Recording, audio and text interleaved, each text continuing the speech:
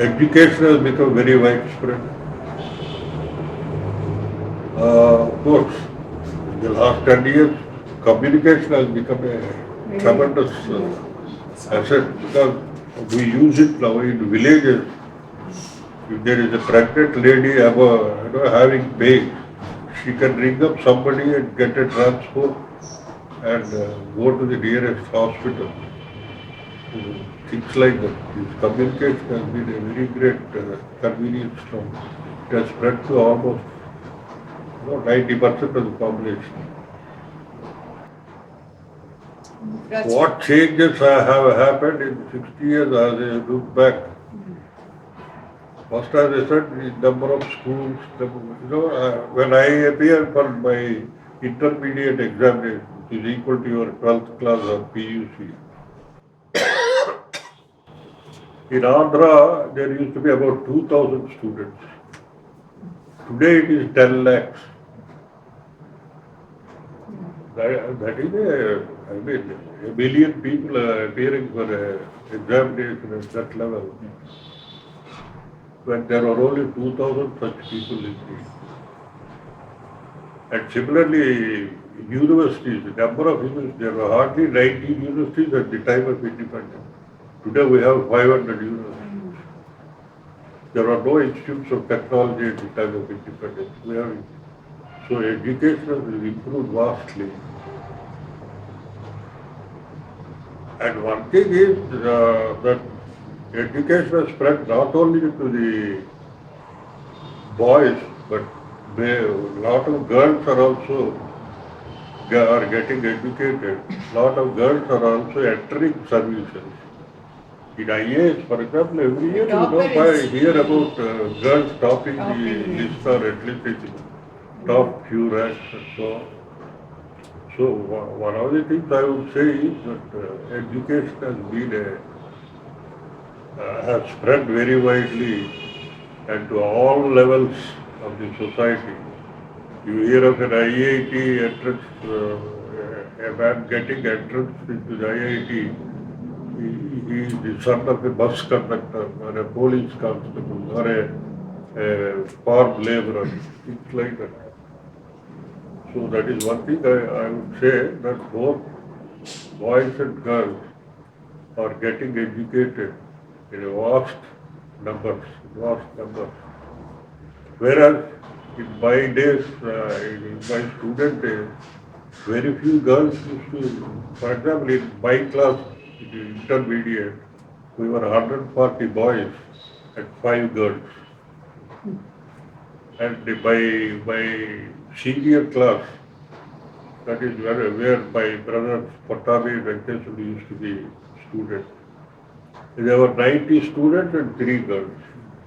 90 boys and 3 girls. That used to be the proportion of educated girls. Today it is about 40%.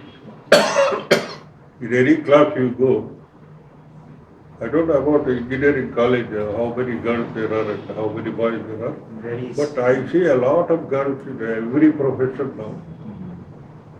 Not only just being there, but we read every time that you girls have excelled the boys in all exams. ICICI Bank or HCL. That is a tremendous revolution in the last 60 years. That the gender bias has gone to a large extent.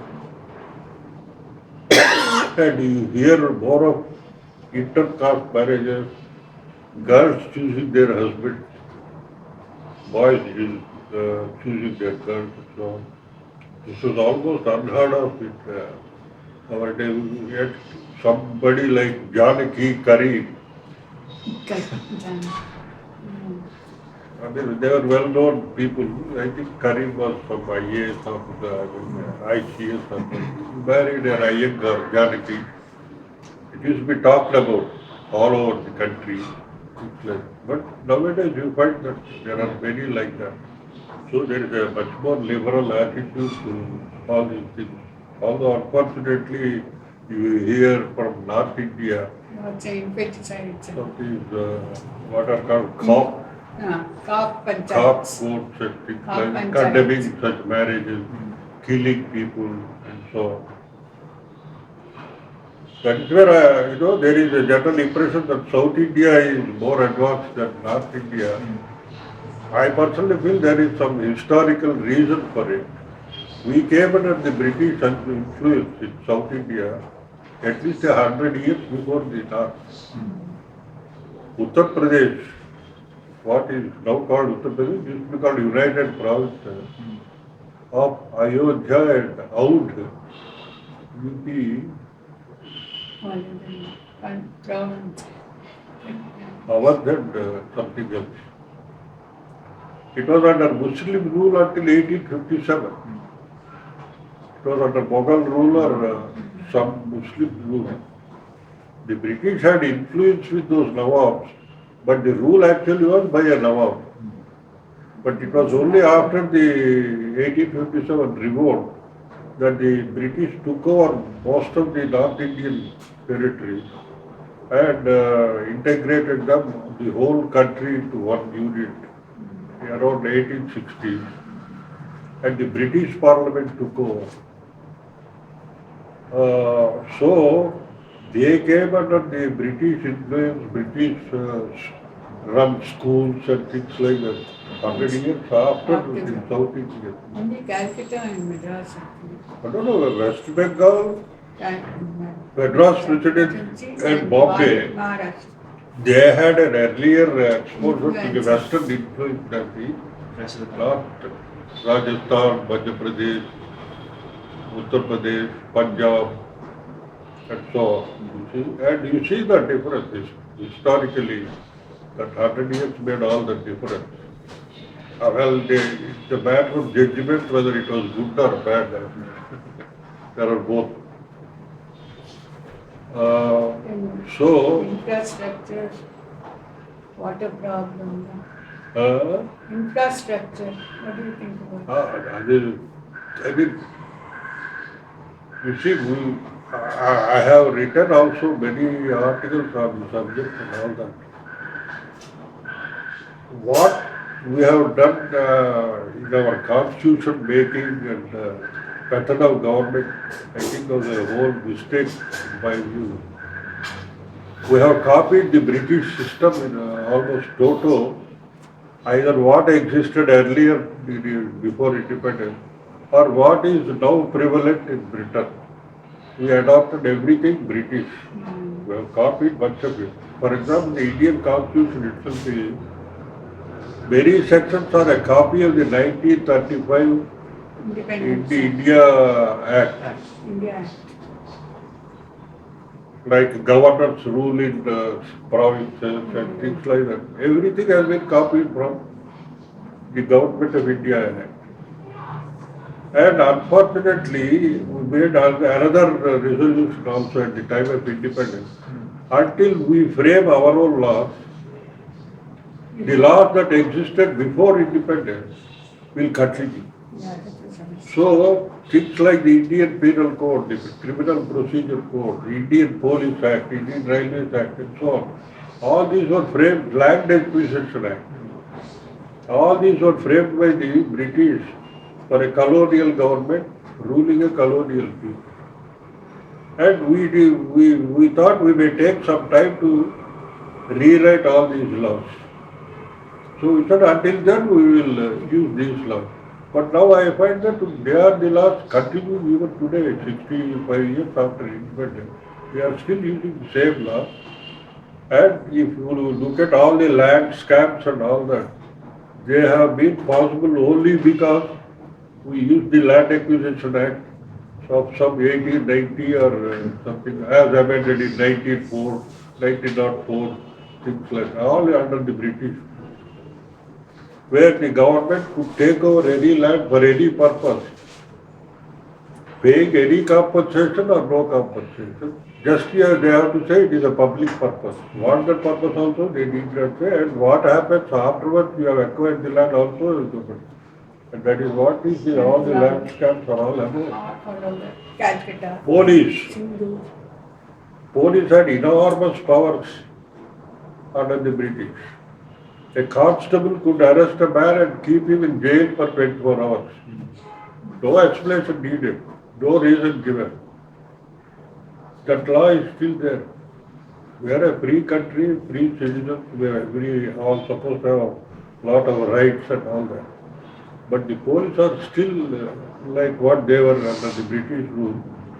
The unfortunate thing is, everybody knows that the police have powers which they shouldn't have. They are not willing to change it because the party in power is using the same police to advance their own interests.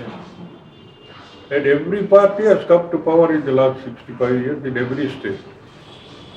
And they find that while they are in power, it is a very convenient tool to beat their opponents. So there have been any number of police commissions.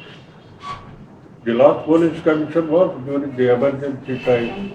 A 10-volume report has been given by Ribeiro, which is he was the chairman. Bombay fellow. Ribeiro. It is gathering dust in the South Block or North Block, Home Ministry. Everybody knows. Similarly, the election system. We follow the British system where the first past the post get selected.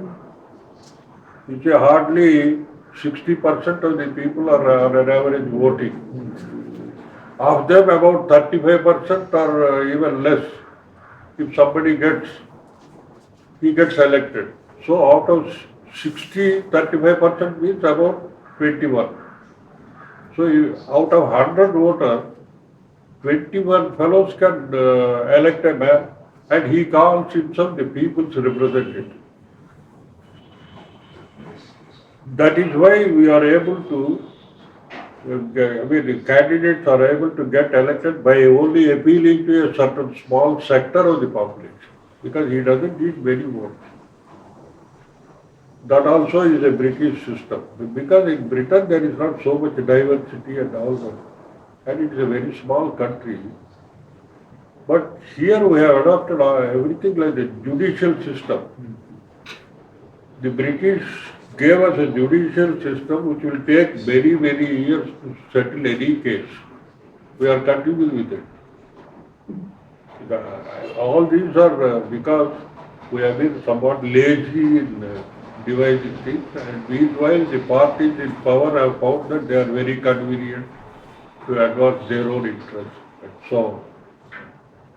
So that is where I think we need a very drastic, as a matter of the constitution should be scrapped, the existing laws should be scrapped, everything should be done de novo. That is my view on the matter.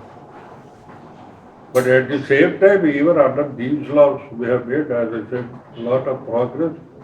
There has been but one thing I find is, I visit a lot of villages and all that. My own personal view is, whichever government was in power in the last 60 years, it has only catered to the middle class and the upper classes. The poor and the rural areas and other things, they have been very much neglected. You find a lot of difference between life in a city and life in a village. And I find that this 20%, they are very happy. Everything available to them. They have access to good education. They have access to good transport. Everybody owns a car these days. They have access to everything they have access to. They don't lack anything. But you just go beyond those 20%. They can't get good education. If they want to have a good education, they have to pay through their nose to get that education. And most people can't afford it. And similarly, they don't get any livelihoods. So, therefore, all this is because of our constitution, in my view, the way we elect people. And the people who actually get elected from a constituency, they should behave as if they represent the entire constituency. That also they don't do. They represent only the party which has elected them. That has been also, that means the legislators and the parliament members have not been properly educated to take interest in the entire constituency and not their own supporters. That has been also a big problem in the country.